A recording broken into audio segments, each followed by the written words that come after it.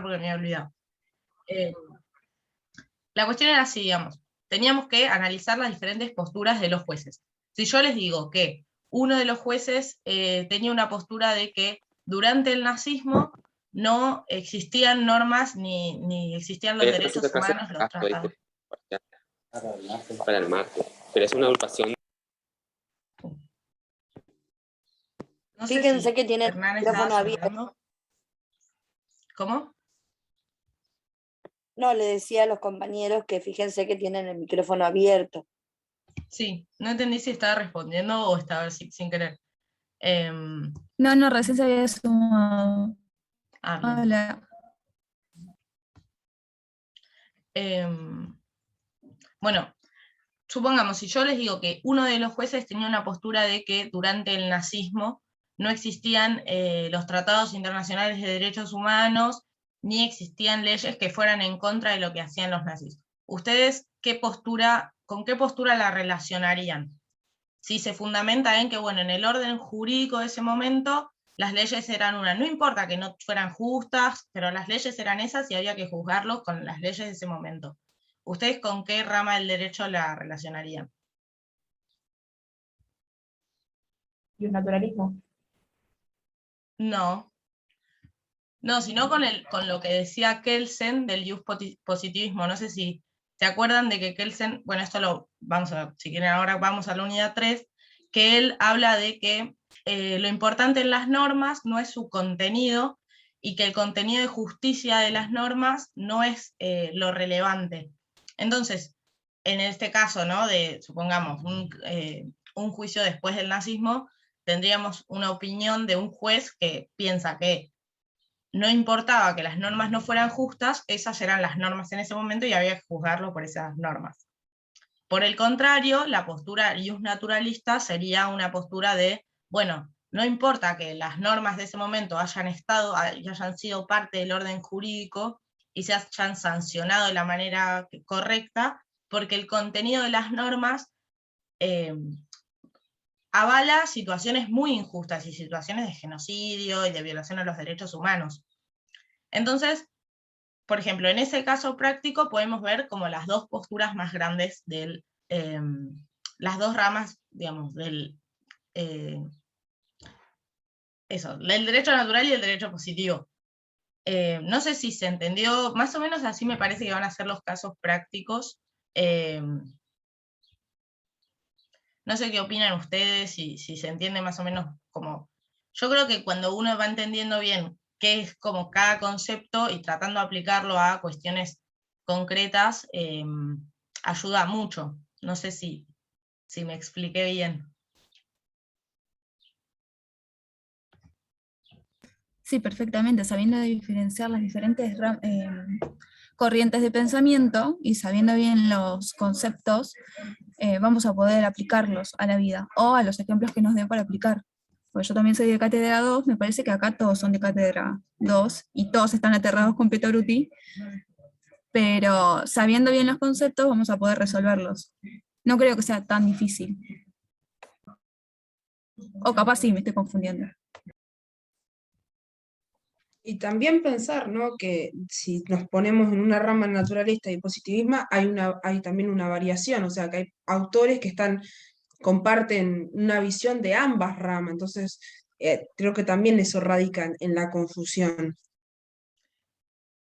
Totalmente, sí. Yo, capaz una cosa que ayuda es, por ejemplo, en el naturalismo tenemos los autores de hace más tiempo, que son los autores que ellos plantean que el derecho tiene que tener, las normas tienen que ser justas y tienen que defender los derechos naturales del hombre, de las personas, ¿no? Tienen que defender los derechos naturales de las personas. ¿Cuáles son los derechos naturales de las personas? La vida, la libertad, la propiedad, demás. En este sentido, ellos, ¿por qué dicen que tienen que tener ese contenido? Ellos se argumentan en una cuestión religiosa, en una cuestión católica. Esos son los primeros autores del naturalismo, ¿no? Que tienen esta idea de, bueno, muchas ideas del cristianismo y demás, que las aplican al derecho. Ahora, ¿qué pasa? Con el iluminismo, con las revoluciones industriales, con la Revolución Francesa principalmente, aparecen autores que también apoyan el derecho natural, porque piensan que hay derechos que tenemos las personas solo por el hecho de ser personas, y no importa si el orden jurídico te los reconoce o no, son tus derechos, como esto de, bueno, la igualdad, la libertad, el derecho a la vida y demás, que son derechos que las personas tenemos por el solo el hecho de ser personas. Eso, el tener derechos solo por ser personas, es algo del derecho natural en general. Después, cada autor del derecho natural tiene una argumentación de diferente tipo. Los primeros autores tienen una argumentación más desde lo teológico, desde lo religioso. Por ejemplo, Santo Tomás de Aquino, que es uno de los primeros, lo habrán leído, es uno de los primeros que tiene esta postura de, bueno, hay derechos que tienen que ver con el reino de Dios y demás, entonces, a su vez hay derechos que les corresponden a las personas, y después está el derecho que está legislado, pero hay un derecho que es superior a eso. Y después ya en la Revolución Francesa, con el iluminismo y otras corrientes de pensamiento, del liberalismo político y demás, aparece el derecho natural, pero con una rama más racional, que lo que ocurre es que ponen al ser humano como principal y que ese ser humano se le tienen que respetar los derechos que tiene naturalmente. Eso podemos decirlo del derecho natural en general. Esas son las como dos grandes posturas que aparecen en el derecho natural, que la realidad es que es algo que todavía hasta el día de hoy existe, porque no sé si alguno de ustedes ya cursó historia constitucional, si no la cursaron, cuando la cursen lo van a ver, o cuando vean derecho constitucional, nuestra Constitución habla de muchos derechos, digamos, los derechos de las personas como inherentes a las personas, como que, digamos, son derechos que cualquier persona solo por vivir en Argentina los tiene y que el Estado lo tiene que respetar. Eso es una concepción del derecho natural. Entonces, capaz eso también está bueno para entender prácticamente en qué se aplica. Bueno, en nuestra Constitución nosotros, en el preámbulo al menos, tiene muy una idea del derecho natural, de respetar los derechos que tenemos todas las personas solo por el hecho de vivir en la Argentina. Por otro lado, el derecho positivo es más bien todo lo contrario. Eso es como para mí lo que ayuda a dividir, como que son dos polos opuestos, que hay autores que tienen un poco de uno y un poco de otro, pero que se oponen bastante. ¿Quién es el exponente máximo que vamos a ver del derecho positivo, de la corriente de positivista? Es Kelsen. Kelsen, respecto al derecho, tiene una idea de que el orden jurídico tiene que ser puro. De hecho, vieron que su libro se llama Teoría del Puro del Derecho. Y habla de esta cuestión de que sea puro, ¿por qué? Para que no se mezcle con ideologías, con política y demás cuestiones que están en la sociedad, pero que es lo que dice que para que el orden jurídico funcione, es necesario que se mantenga imparcial a todas esas cuestiones externas, tanto la religión como la política, como la economía. El derecho tiene que ser uno, separado de esas ideologías, digamos. En esto es lo que él dice, que hoy charlábamos antes, de que para el positivismo no importa el contenido de justicia en las normas. Es decir, si una norma se sancionó de la manera que se tiene que sancionar, ¿qué significa esto? Que se discutió en el Congreso, que se aprobó en ambas cámaras, que se promulgó, que se sancionó, que el Poder Ejecutivo dijo que sí y que el Poder Judicial lo aplica. Si todo eso ocurre, entonces la norma es válida. No importa si la norma es injusta. Y eso es lo que se le critica muchas veces a Kelsen y al derecho positivo, porque tiene esta idea de que no importa qué diga la norma, total, cualquier cosa se justifica si fue por el método correcto. Y esto es lo que, por ejemplo, que charlábamos hoy, el ejemplo de los juicios a los nazis, de que, digamos, esto es real, o sea, yo pongo el ejemplo, pero es algo que realmente ocurrió cuando se juzgó a los nazis. Habían una parte de los jueces que opinaban, bueno, en este momento no importaba qué hubieran hecho ellos, porque total, en ese momento era legal. O sea, todo era, los campos de concertación, las persecuciones, todo era legal, entonces no se les puede decir nada desde lo legal. Y la otra parte que decía, bueno, pero no importa que fuera legal, porque esas leyes atentaban a los derechos humanos, atentaban a las personas, a la integridad de las personas, a sus derechos más importantes. Entonces yo creo que la principal diferencia está en esto, en cómo conciben el derecho. No sé si me expliqué bien, si alguno tiene algo para agregar, algo que ustedes piensen, que hayan visto en clase, que hayan leído.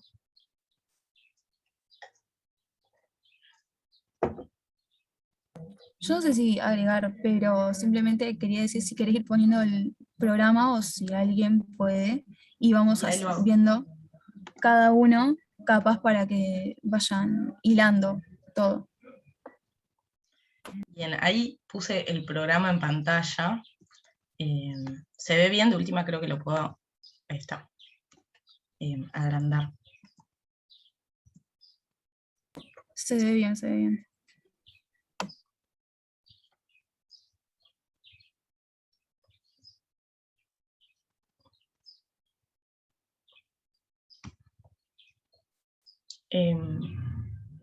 No sé si hasta ahí se viene entendiendo, si quieren que sigamos, que vayamos viendo la unidad 3. No sé si quieren que repasemos primero la unidad 1. Yo considero, perdón, hay un re ruido en mi casa.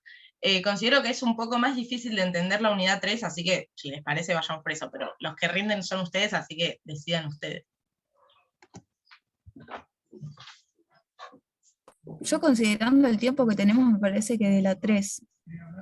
No sé qué piensa el resto.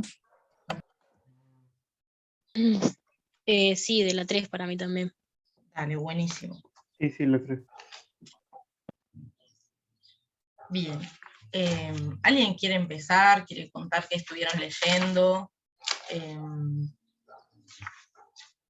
Bueno, empieza con esta idea de cómo se determina el objeto de la ciencia del derecho. ¿Alguien quiere empezar con eso?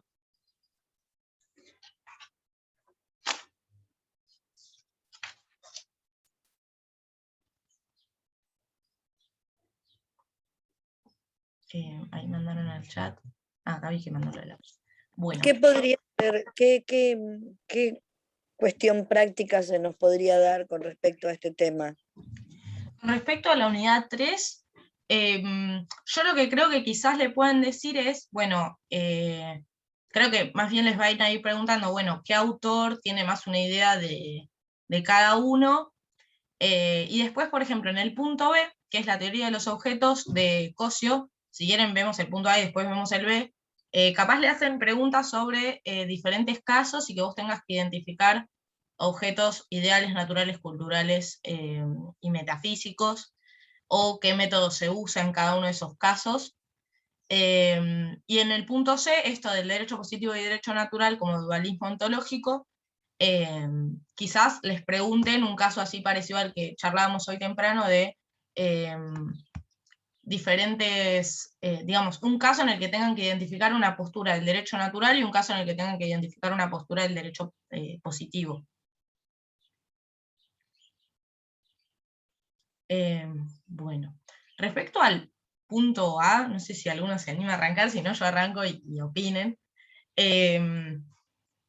Bueno, como, no sé qué libro vienen leyendo, yo les recomiendo mucho que lean a Nino, el manual, porque es bastante claro en este punto. Él habla de que, bueno, tenemos la palabra derecho tiene una carga emotiva, es una palabra ambigua, que tiene diferentes significados según quien lo diga. En esto, por ejemplo, el iusnaturalismo de la rama más teológica tiene una idea de que lo principal del derecho son los principios del derecho natural.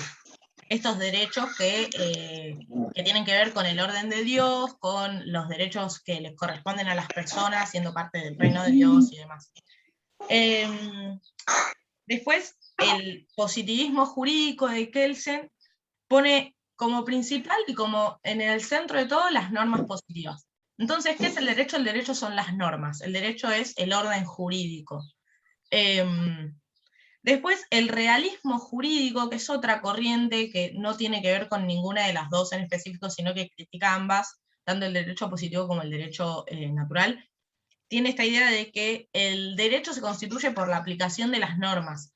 Yo no sé si llegaron a leer el realismo jurídico, es lo que dice Alf Ross, de que habla de, bueno, que las decisiones que toman los jueces que hacen, digamos, sobre casos concretos, eso es el derecho.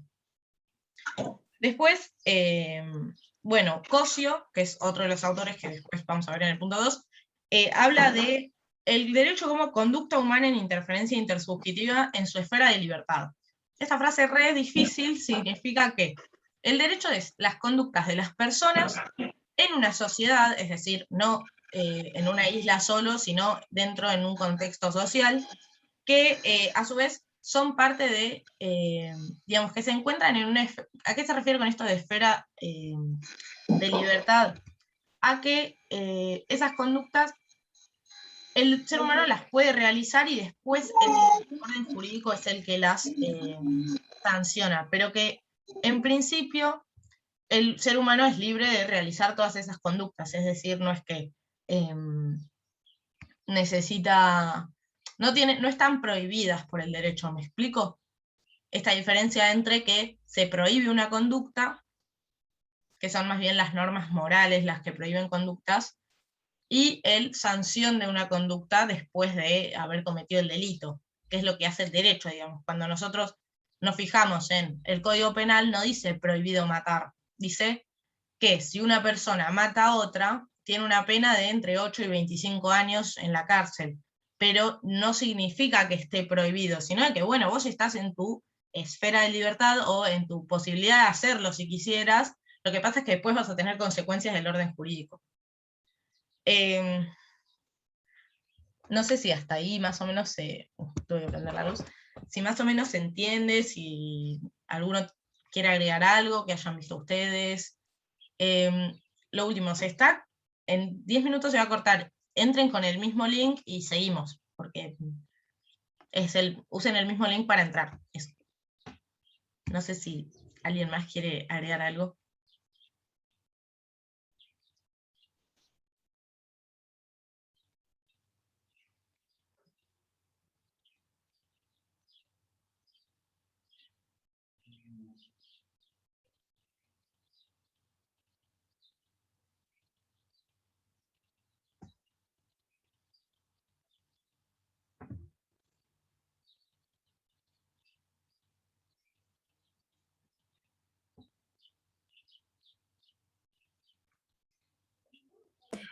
Hola, de nuevo.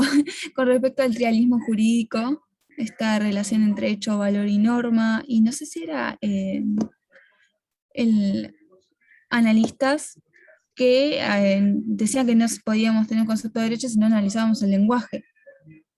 Sí, sí, tal cual, exactamente eso.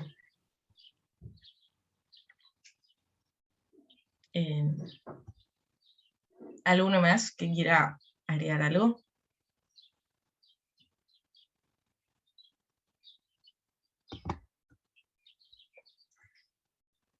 Bueno, después el programa habla de las diferentes teorías que son estas que repasamos recién y los problemas recurrentes en la ciencia jurídica de Hart. Él se hace 3 preguntas que le hace en su libro y va desarrollando la respuesta a estas 3 preguntas. Él para qué hace estas 3 preguntas con idea de definir lo que es el derecho. La primera que hace es ¿qué diferencia hay entre el derecho y las digamos, el derecho cómo se diferencia de las órdenes respaldadas por amenazas y qué relación tiene entre ambas, ¿no? ¿Ustedes lo vieron eso? ¿Algunos quiere comentar qué es? ¿Alguien que se anime?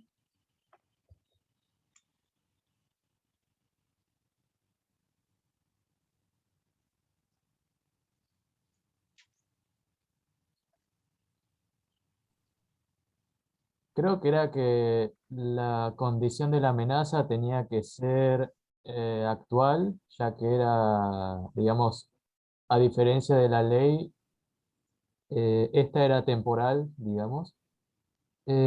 Tenía que estar en presencia el que impartiera la amenaza también, cosa que en el derecho no pasa. Em, mm, bueno, lo explican de formas detalladas, pero básicamente es eso. No sé si dice algo más, y quizás me lo Sí, es salté, no sé si exactamente también eso. No, está re bien lo que dijiste, Germán. Y la última cosa que agrega Hart es que en el derecho a su vez existen órganos que crean y aplican las normas. En cambio, digamos, cuando es una orden respaldada por amenaza, no es que hay un órgano que creó esa norma y la aplica, sino simplemente una orden de una persona a otra que se respalda por una amenaza. El ejemplo clásico es, entra una persona a robar y le apunta con un arma al otro y lo obliga a darle plata. Eso es una orden respaldada de la amenaza. Ahora, ¿qué pasó? En esta orden, como decía Germán, tiene que haber una presencia física, tiene que ser en ese momento, y además no hay un órgano que cree esa norma, no es que fue el Congreso y creó una norma de que el otro podía ir a asaltarlo, digamos, es algo instantáneo. La segunda pregunta que se hace es, ¿cómo se diferencia la obligación jurídica de la obligación moral y qué tienen en común? ¿Alguien quiere contestar eso o...?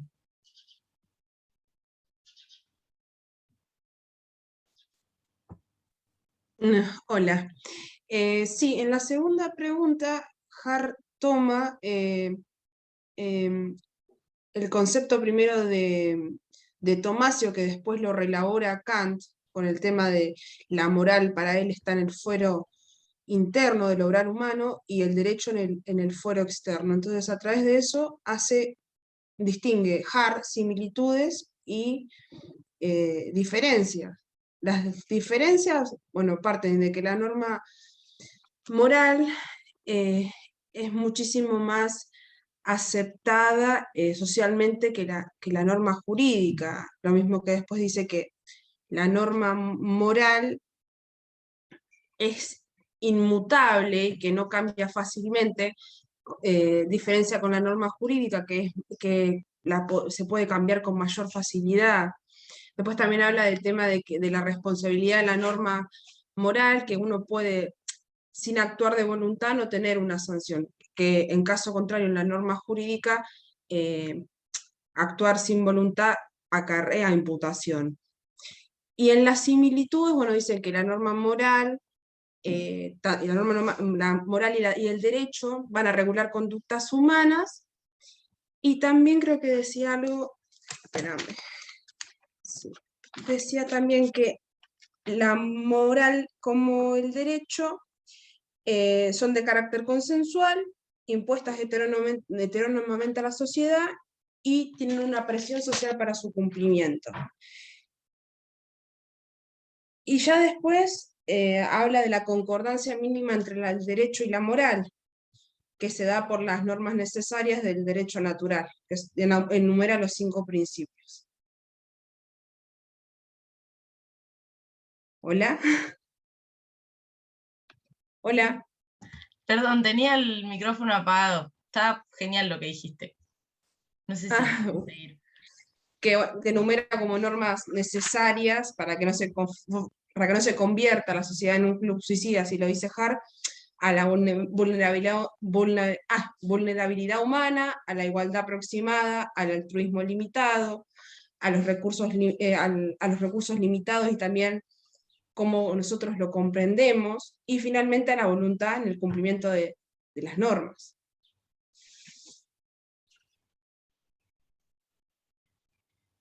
Sí, está excelente eso que dijiste, Lara. Genial. No sé si alguno quiere opinar algo más, y si no, la última pregunta ya es, bueno, ¿qué son las reglas y en qué medida el derecho es una cuestión de reglas? No sé si alguien lo quiere contestar.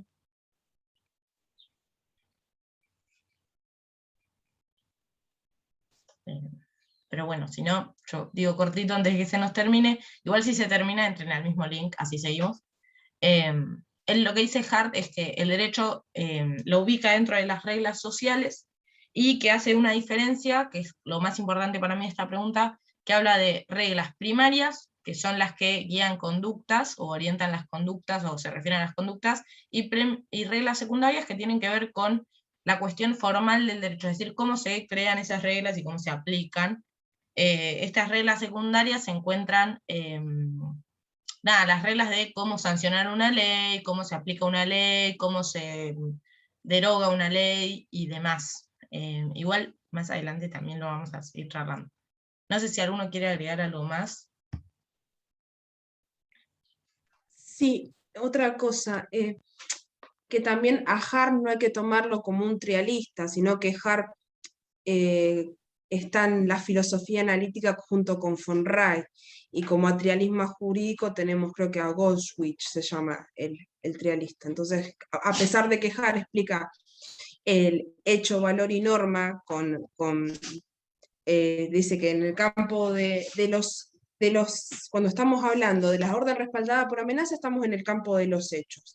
Cuando estamos hablando de la relación del derecho con la moral, son los valores, y finalmente cuando habla del tema de las reglas, en qué medida el derecho es una regla, estamos... Bueno, como decíamos, existen entonces estos objetos ideales que no son irreales, no se pueden conocer mediante la experiencia, que son neutros al valor y que se utiliza el método racional deductivo. Por ejemplo, la matemática, la geometría y demás, ciencias formales. Los objetos naturales son aquellos que tienen existencia y que podemos percibir en la experiencia, que los podemos ver en la vida real, ¿no? Son neutros al valor y que se utiliza el método empírico inductivo.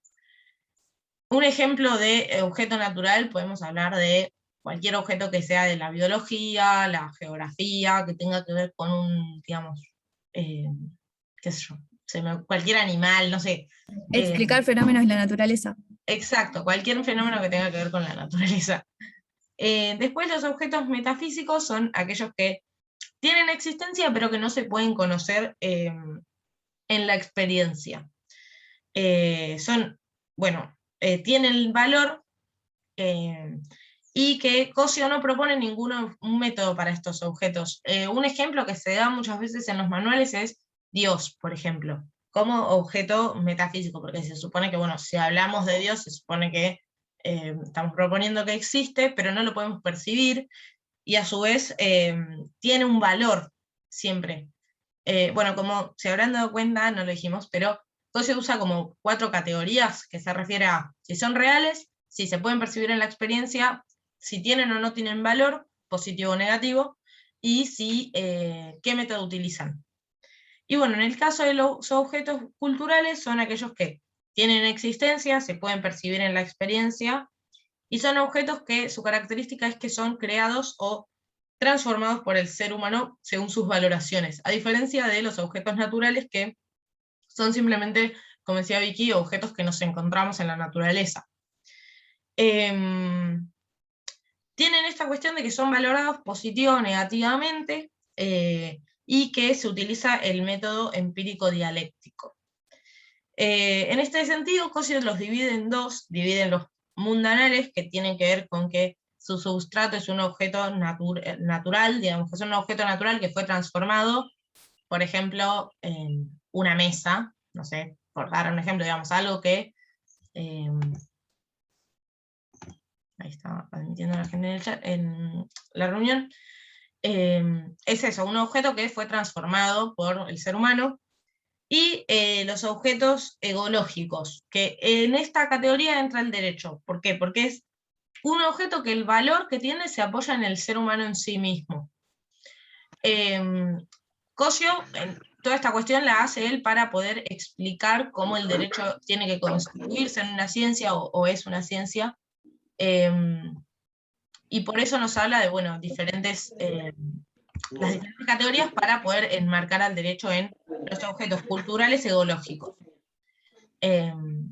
No sé si los actos gnoseológicos los toma también con respecto a cada uno de la teoría de los objetos, como por ejemplo los ideales, la intelección, los naturales, la explicación, los culturales, la comprensión, y los metafísicos creo que no tenía, pero como Claro, Cosio no era católico, propone esta categoría.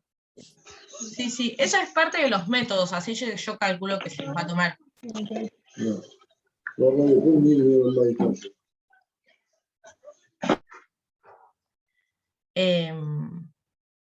No sé si hasta ahí se entendió, si alguien tiene una duda. Hicimos como un repaso muy cortito de los objetos, la teoría de los objetos de Cosio.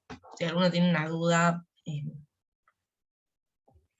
yo lo que les recomiendo siempre, el libro de Cosio, no sé si lo intentaron leer, pero la verdad es que es muy difícil, es un libro muy largo, muy pesado, tiene mucho vocabulario muy específico.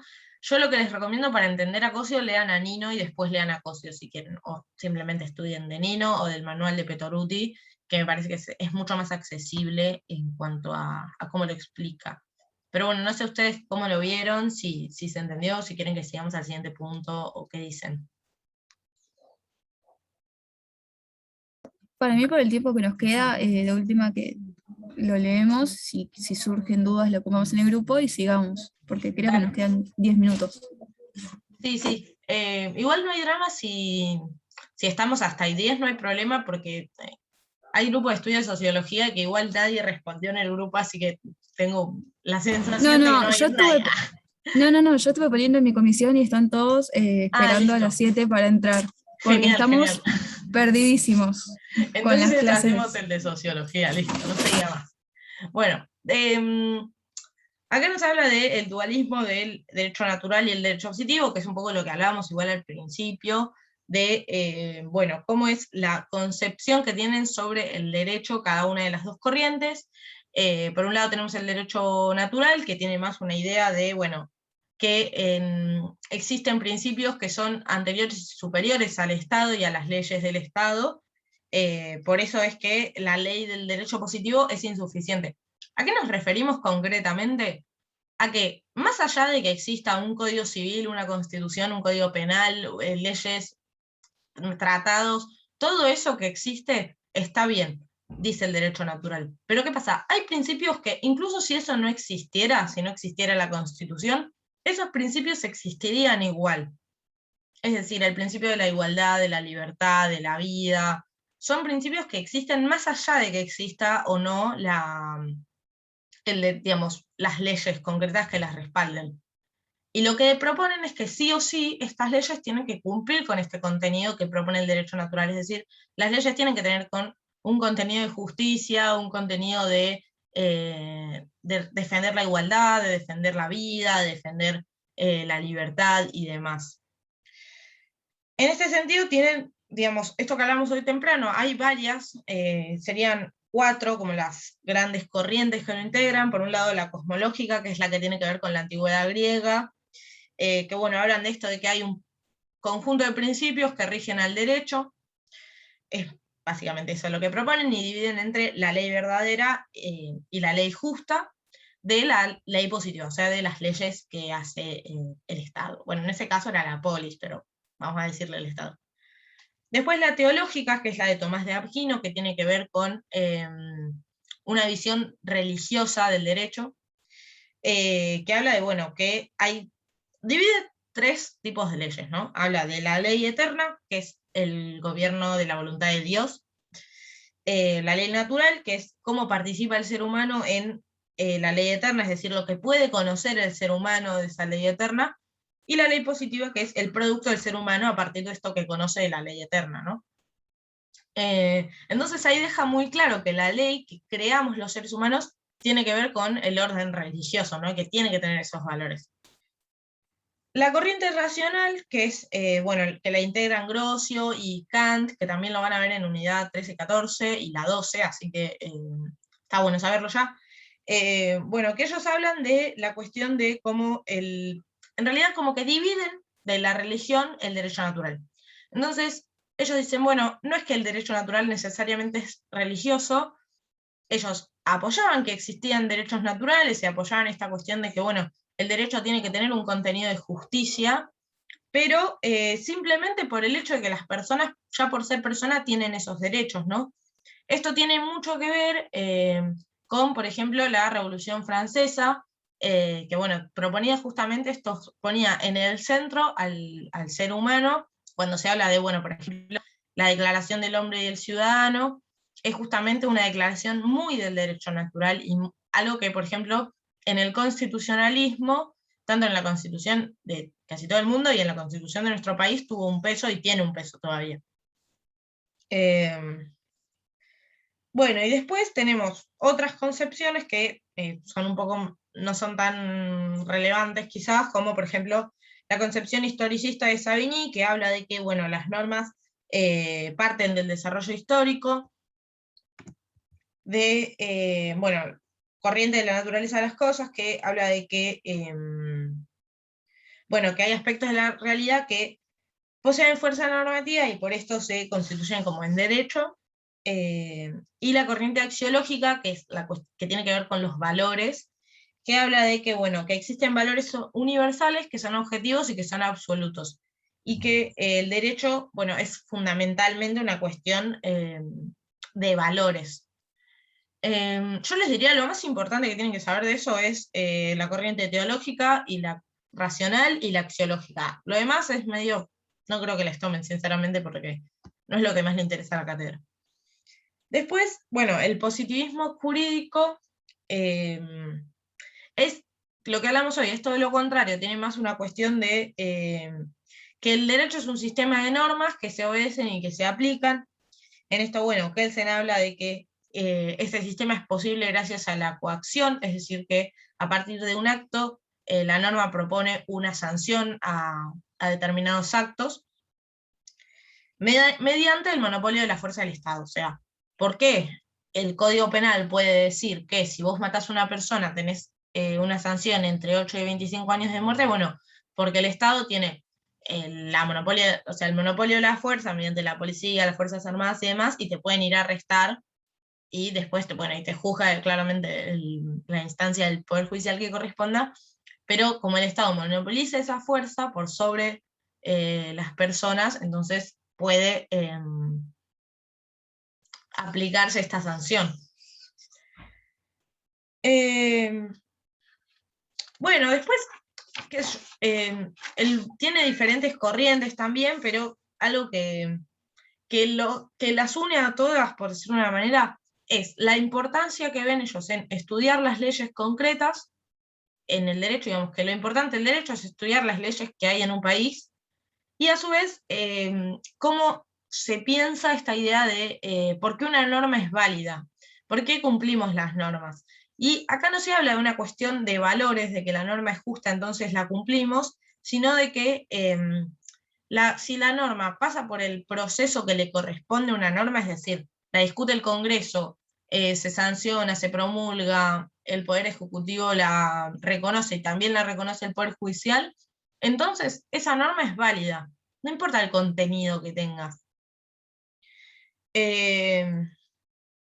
No sé si, básicamente es eso, digamos, lo principal que ponen es en el derecho como su objeto principal son las normas, y a su vez habla de, bueno, cómo es que ideas sobre el ordenamiento jurídico en relación a que, bueno, este es válido si cumple ciertas formalidades, si queremos, y bueno, y a su vez la idea de que el ordenamiento jurídico no necesita esos valores para ser completo, para ser consistente, sino que ya esta cuestión de poder que una norma sea sancionada como le corresponde, ya la convierte en válida. Y a su vez todo esto, bueno, ya lo dijimos al principio de la clase, pero bueno, tiene que ver con cómo Kelsen quiere utilizar un método para purificar el derecho y convertirlo en un orden jurídico, perdón, me mezclé, que el orden jurídico tenga validez gracias a que, digamos, sea parte de ideologías de la religión, de la política y demás. No sé si alguno quiere opinar algo, si yo me manejé hablando, así que opinen ustedes y cuenten ustedes qué vieron, si tienen alguna duda y la vamos resolviendo entre todos.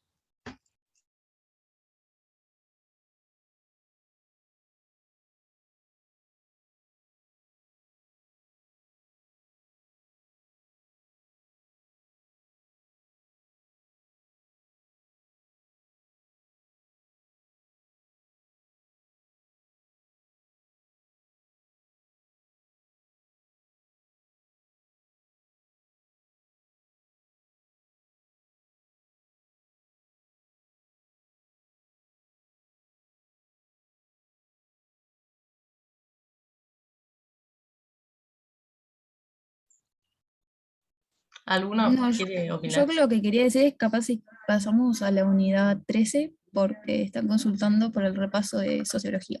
Y capaz algún Bueno, punto de la 13, pues ya hablamos de las etapas, y no, de la 13 no, a ver. Pensamiento jurídico en la antigüedad. Sí. Bueno, tocamos varios eh, temas de la 13, entonces capaz los que no tocamos podemos hacerlo ahora. Dale.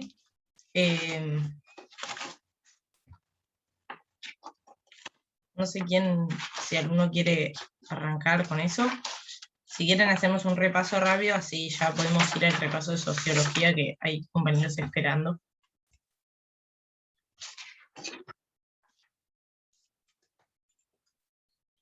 Si no, no sé cómo está el resto, porque también estamos hace una hora. Si les parece, repasamos algunos